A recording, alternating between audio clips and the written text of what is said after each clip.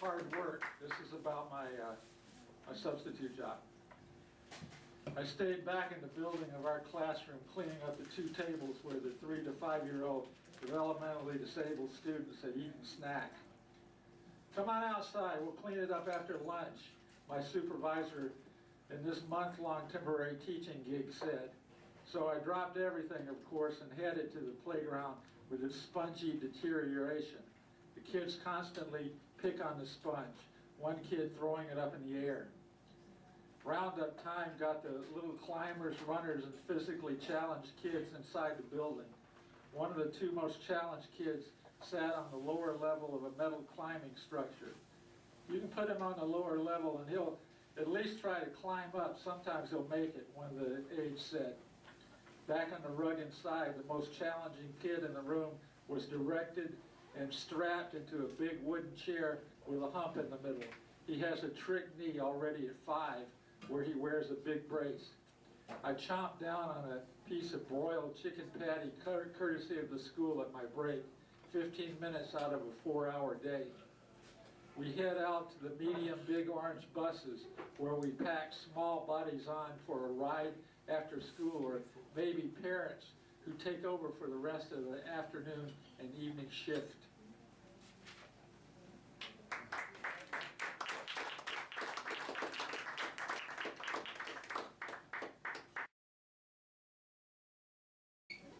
I happened to get on a bus with a lot of people who were a lot different from me, so I wrote this, well, I perceive them to be that. So this is called Different. Are you different? Do you piss off the straight arrows who either wear designer clothes or get angry because they can't afford them? Do you write lots of poetry, which some, maybe most people, consider worthless because it doesn't make money, or at least not much? Certainly not enough to buy a better house, a better car, or even, very often, better food. Is your brain on overload most of the time? Sure, you're different. Different as a koala bear would be outside of Australia, as a person on vacation from the deep south in San Francisco. Most are his or her words swallowed. When here, overemphasized valley talk is all the rage.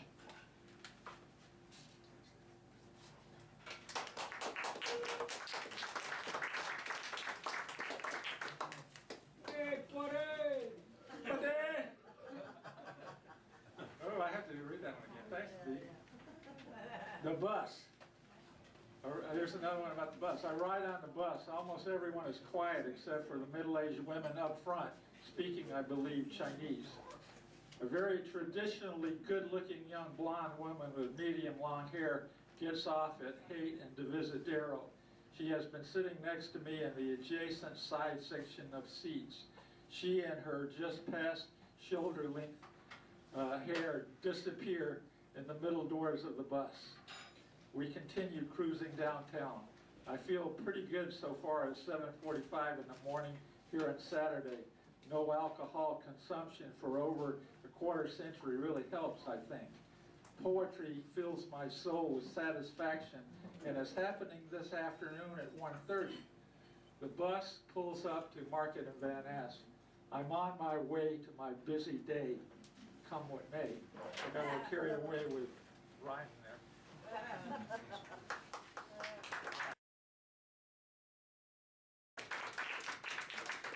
This is called Women. I usually write one about women. You know, people tell me, you write too much about it, but I don't care. This is what I write about. This is called, of course, Women. There's a Charles Bukowski novel, a great novel called Women. And I tried to find it again, but I couldn't find it. But anyway, I wrote it. I used to be swimming in women. Now one, at least one to have romance with, comes along occasionally, real occasionally. I look all the time, even on Craigslist sometime, where I had 2 relationships in 6 months, 8 years ago. Love isn't what it used to be, I guess. Nothing like the 19 and a half years I spent from 1981 to 2001 with one woman. I search on. They're not good, I actually do.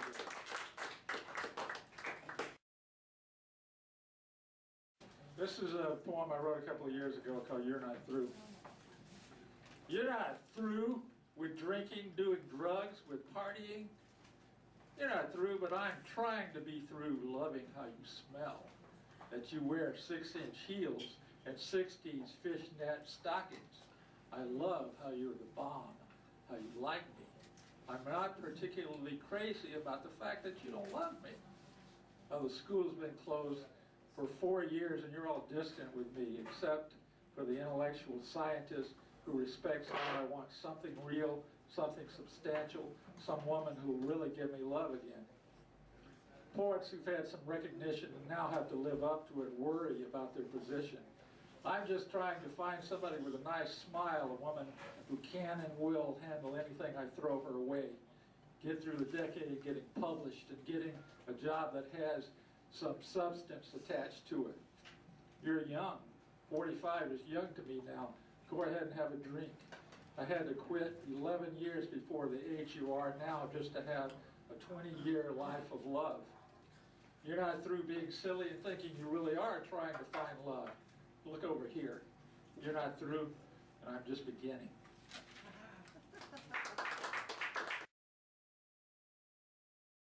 This is called You Get It. You get it that I'm extremely helpful to you. One of you saying I should sit in the shade with my temporarily unwheelchair-bound 21-year-old student in a walker. The other of you saying, you worked really hard today and giving me a fist bump. The teacher compliments me. You always have a great approach to teaching. Even though I work hard every day, it's nice to get the support. In the shade of a heat-filled day at Balboa High School, the needy students cool off in wheelchairs and push back long curly hair from a developmentally different brow.